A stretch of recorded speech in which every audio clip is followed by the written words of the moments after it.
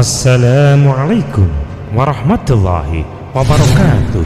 Sahabat beriman, masturbasi merupakan aktivitas seksual yang dilakukan oleh pria maupun wanita dengan merangsang alat kelamin diri sendiri untuk mendapatkan kepuasan.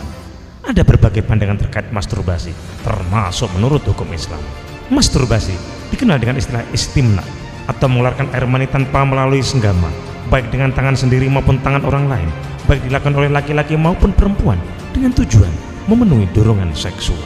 Masyarakat umumnya lebih mengenal istilah masturbasi ini cenderung dilakukan perempuan, sedangkan pada laki-laki aktivitas tersebut dikenal dengan istilah onani. Kendati demikian, keduanya sama-sama dilakukan diri sendiri. Lalu, bagaimana masturbasi menurut pandangan hukum Islam? Ikuti selengkapnya di video berikut ini. Tekan tombol subscribe dan nyalakan loncengnya. Bagikan video ini ke teman dan keluarga kalian, karena sebaik-baik kalian adalah orang yang mempelajari Al-Quran kemudian mengajarkannya kepada orang lain. Satu lagi, simak video ini sampai selesai biar gak salah paham. Masturbasi menurut hukum Islam. Hukum terkait masturbasi dalam Islam masih menjadi perdebatan para ulama.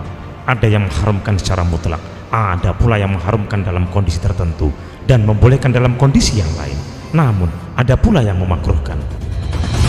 Masturbasi diharamkan oleh sebagian ulama. Para ulama yang mengharamkan adalah ulama Maliki dan ulama Syafi'i.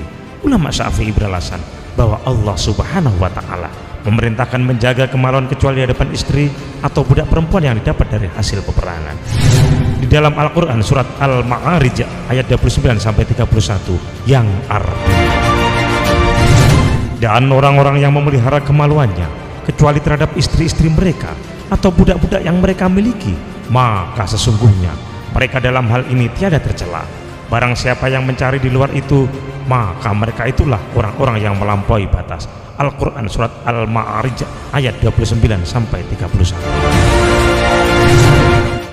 Sebagian ahli ilmu juga berdalil dengan firman Allah Subhanahu wa Ta'ala di dalam Al-Quran surat An-Nur ayat 33 yang dan orang-orang yang tidak mampu kawin hendaklah menjaga kesucian dirinya sehingga Allah memampukan mereka dengan karunia-Nya.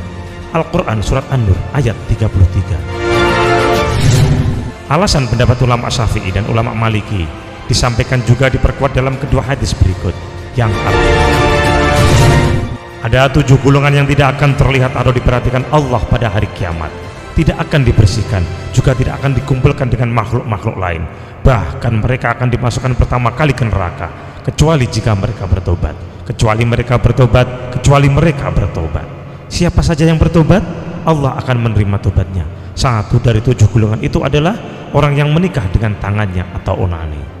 Al-Baihaqi Syu'ab al-Iman jilid 7 halaman 329. Di dalam hadis yang diriwayatkan oleh Imam Al-Baihaqi disebutkan, orang yang menikah dengan tangannya akan datang pada hari kiamat dalam keadaan tangan terikat. Hadis riwayat Imam Al-Baihaqi. Dengan demikian, menurut ulama Syafi'i, istimna onani atau masturbasi merupakan kebiasaan buruk yang diharamkan oleh Al-Quran dan Sunnah. Hanya saja dosa onani atau masturbasi disampaikan lebih ringan dosanya dari berzina karena bahayanya tidak sebesar perzinaan, seperti kacaunya garis keturunan dan sebagainya. Haram dalam kondisi tertentu dan boleh dalam kondisi lain. Sementara itu, yang mengharamkan dalam kondisi tertentu dan membolehkan dalam kondisi yang lain adalah para ulama Hanafi. Istimna diharamkan bila sekedar untuk membangkitkan dan mengumbar dorongan syahwat. Namun, ketika kuatnya dorongan syahwat sementara pasangan sah tempat menyalurkan tidak ada, sehingga istimna semata untuk menenangkan dorongan tersebut, maka hal itu tidak dipermasalahkan. Sebab bila tidak dilakukan justru ditakutkan akan terjerumus kepada perbuatan zina dengan tujuan sebagaimana di dalam kaidah meraih kemaslahatan umum dan menolak bahaya yang lebih besar dengan mengambil sesuatu antara dua perkara yang lebih ringan bahayanya. Bahkan Ibnu Abdidin dari ulama Hanafi menyatakan wajibnya istimna bila dipastikan mampu membebaskan diri dari perbuatan zina. Singkatnya, pendapat para ulama Hanafi memiliki dua sisi.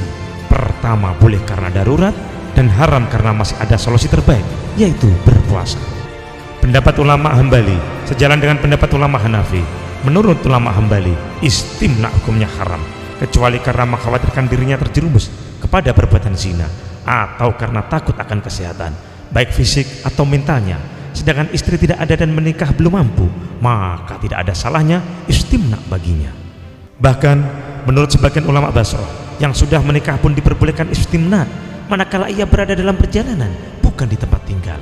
Sebab dalam kondisi ini ia diyakini lebih mampu menjaga pandangan dan perbuatan zina.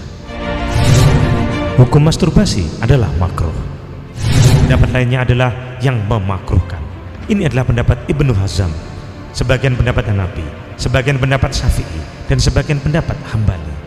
Istimna juga dimakruhkan karena termasuk perkara yang status keharamannya tidak dijelaskan oleh Allah Subhanahu wa Ta'ala secara eksplisit, sehingga ia hanya merupakan akhlak yang tidak mulia dan perangai yang tidak utama. Wallahu a'lam bishawab. Semoga bermanfaat. Wallahul muwaffiq ila aqwamit thoriq. Wassalamualaikum warahmatullahi wabarakatuh.